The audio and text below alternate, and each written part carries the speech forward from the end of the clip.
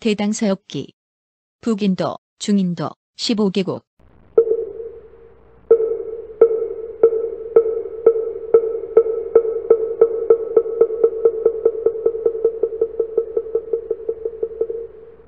한편 당시 세친보살은 일심으로 깊은 도를 닦아서 언어의 진리를 추구하였으며 비바사 논사들의 견해를 타파하여 아비달마고사론을 지었는데 그 말의 뜻은 분명하고 능숙하였으며 이치는 정묘하고 숭고하였다. 중현이 곧 두루 살펴보다가 마침내 생각하는 바가 있게 되었다. 이에 깊이 연천하여 12년의 세월을 보낸 뒤에 구사박론 25,000송을 지었는데 이것은 무려 80만어로 이루어져 있었다. 이른바 그 말에 깊이가 있고 지극한 이치에 도달해 있었으며 그윽하고 미묘한 이치에 환히 통달한 것이었다. 그는 문인들에게 고하였다.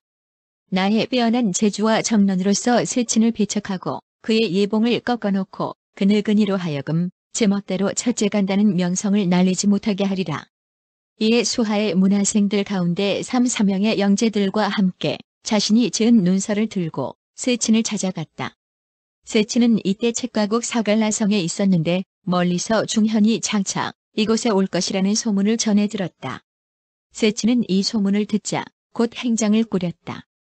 그러자 문인들이 의아해하면서 앞으로 나아가 간하였다. 대사께서는 덕이 높고 으뜸 가는 철인이시며 이름을 당대에 널리 날리고 계십니다. 그래서 멀고 가까운 곳의 학도들마다 추앙하며 사모하지 않는 이가 없습니다. 이제 중현의 소식을 들으시고 어찌하여 갑자기 두려워하고 당황해 하십니까? 그에 미치지 못하는 것이 있다고 한다면 저희는 창피를 당할 것입니다. 세친이 말하였다. 내가 지금 멀리 나들이를 가는 것은 그 사람을 피하려는 것이 아니다. 이 나라를 살펴보건대 견식이 있고 통달한 자는 더 이상 없다. 중현은 후배이지만 말솜씨가 물이 흐르는 것처럼 유창하다. 나는 이미 노쇠하였으므로 논쟁을 지속할 수 없다. 한마디 말로써 그의 다른 견해를 무너뜨리고자 하기 때문에 중인도로 따라오게 하여 여러 뛰어난 인사들 앞에서 그 진위를 살피고 득실을 자세하게 따지고자 하는 것이다.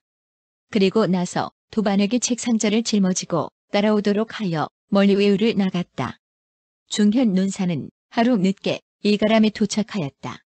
그런데 호련히 기운이 약해지는 것을 느꼈다. 이에 세친에게 편지를 써서 사죄하며 말하였다. 열애께서 정멸하신 뒤에 제자들이 부파로 나뉘어 견해에 집착하며 오로지 자신들 중파의 학문을 배우고 각기 그 학문을 천명하였습니다. 그리하여 같은 길을 가는 이들끼리 무리를 짓고 다른 부파들을 질시하였습니다. 저는 어리석은데도 외람되게 전습을 이어받았습니다. 그러다 보살께서 제신 아비달마고사론이 비바사 논사들의 대의를 논파한 것을 보고서는 문득 제 힘을 헤아리지 못한 채 깊이 연구하여 세월을 보내다 이 눈을 지어서 중파의 학문을 부지하려고 하였습니다. 지혜는 작고 꾀가 컸던 탓이었습니다. 그런데 이제 죽음이 장차 임박했습니다. 보살께서는 미묘한 말씀을 널리 펼치고 지극한 이치를 높이 드날리고 계십니다. 만일 저의 견해를 무너뜨리지 않으시어 제굴이 남겨질 수 있도록 해주신다면 진실로 다행이니 죽는다 해도 무엇을 후회하겠습니까? 이에 문화의 사람들 가운데 말솜씨가 뛰어난 자를 선발하여 그에게 고하였다. 내가 참으로 후하기면서도 선현들을 경멸하고 능멸하려 하였구나. 운명이니 어찌하겠는가. 이제 나는 죽게 되었다. 그러나 너는 이 편지와 내가 지은 논을 저 보살에게 가지고 가서 사죄하고 내 대신 허물을 참여하여라.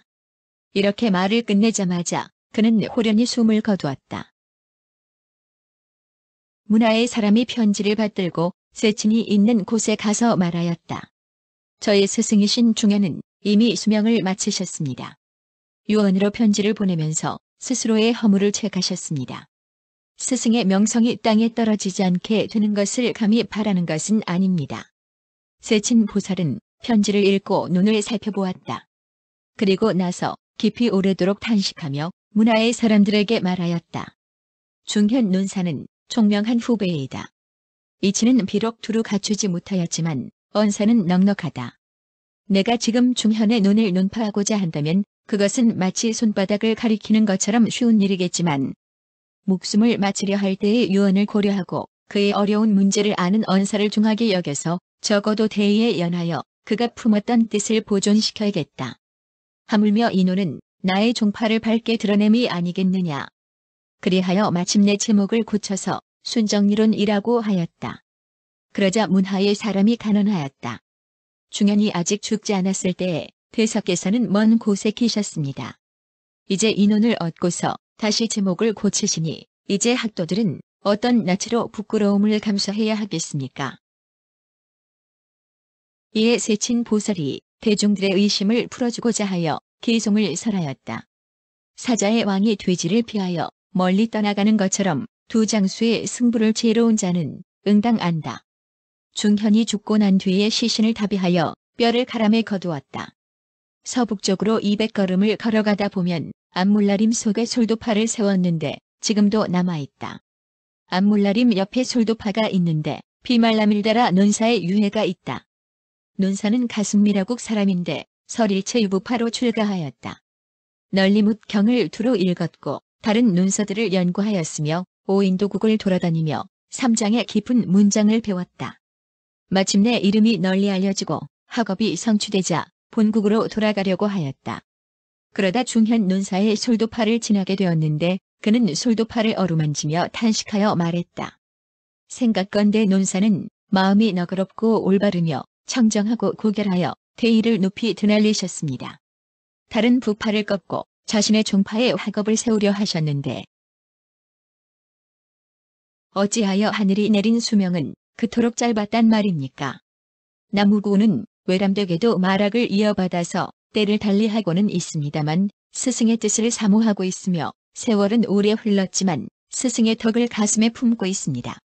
그런데 세친도 비록 세상을 떠났지만 그의 종파의 학문은 여전히 전해지고 있습니다. 나는 이제 내가 아는 것을 모두 다 동원하여 여러 논서를 지을 것입니다. 그리고 선부주의 모든 학인들에게 있어 대승이라는 호칭이 끊어지고 세친이라는 이름이 멸절되게 하겠습니다. 그리하여 이것이 불후의 논서가 되어 이로써 숙심을 다할 것입니다. 이렇게 말을 끝내자마자 이내 마음은 광란하게 되고 혀가 5갈래로 갈라져 뜨거운 피가 뿜어져 나왔다.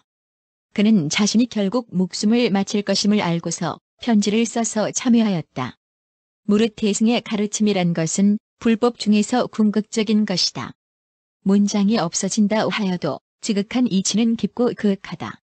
소홀하게도 내가 어리석은 까닭에 선현들을 반박하고 배척하였으니 업보의 이치는 분명하므로 이제 내 몸이 멸하는 것은 당연하구나.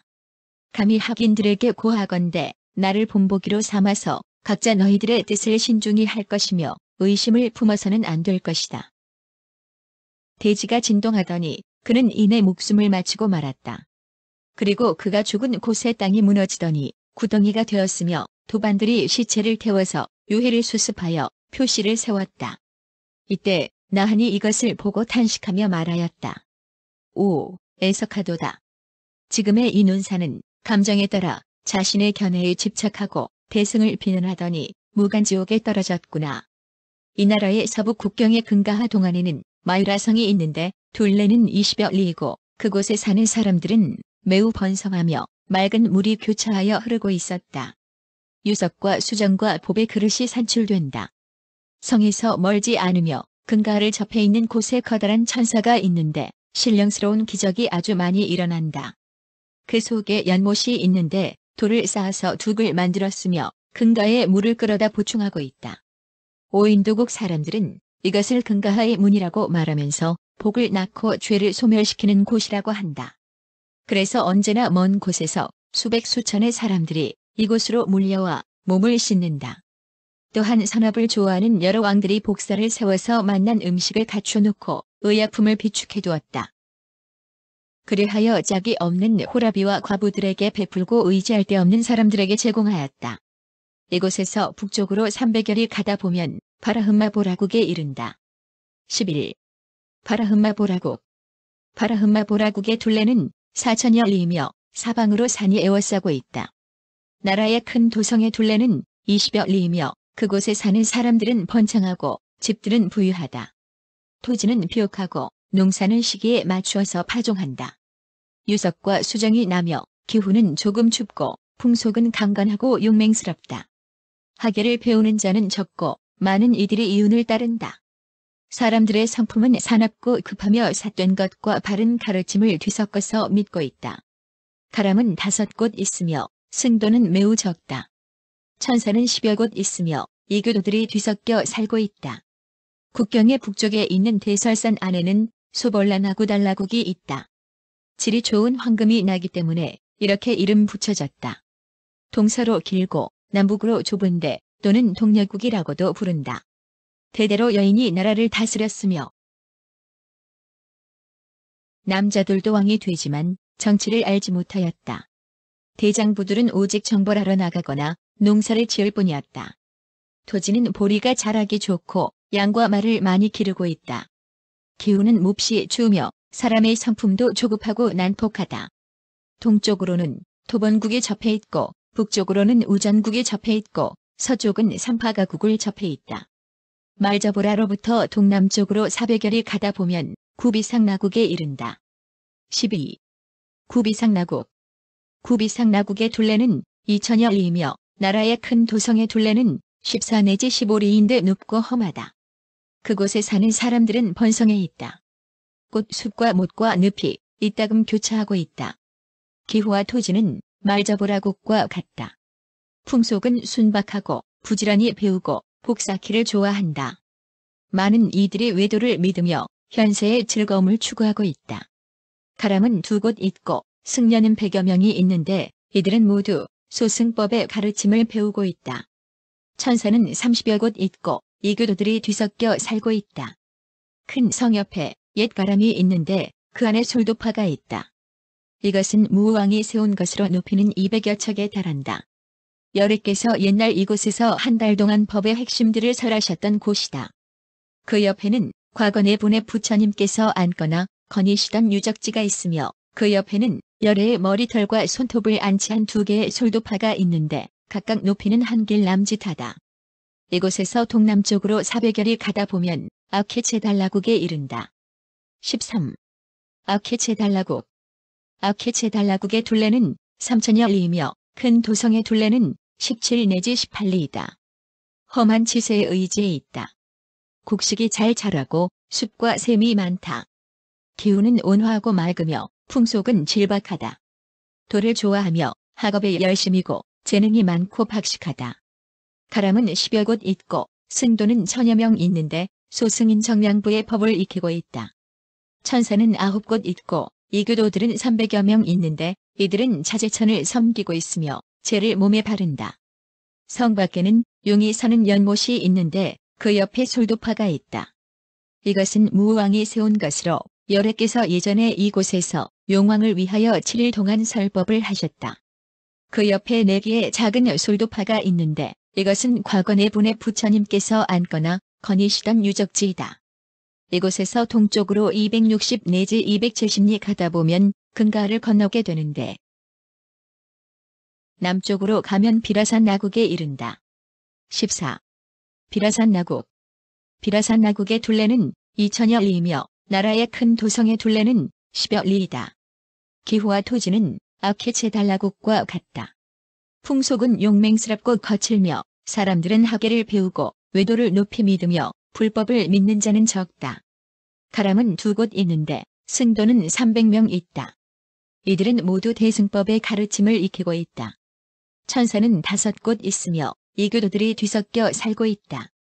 큰 성 안에는 옛 가람이 있고 그 안에 솔도파가 있는데 기초가 비록 허물어졌지만 그래도 100여 척이나 된다. 무왕이 세운 것으로 여래께서 옛날 이곳에서 7일 동안 온개처경을 설하셨다고 한다. 그 곁에 또한 과거 네 부처님께서 앉거나 거니시던 유적이 있다. 이곳에서 동남쪽으로 200여리 가다 보면 겁빛하국에 이른다. 15. 겁빛하국. 겁빛하국의 둘레는 2000여 리이며 나라의 큰 도성의 둘레는 20여 리이다. 기후와 토지는 비라산 나국과 같다.